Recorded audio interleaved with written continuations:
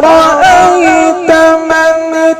اتخذ إلهه هواه أفأنت تكون عليه وكيلا ولقد خلقنا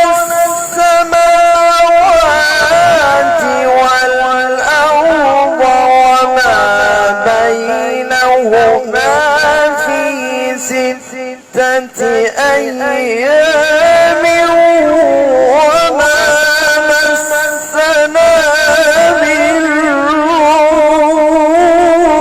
لغوب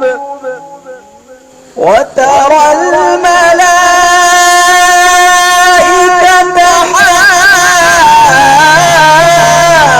حافين من حول العرش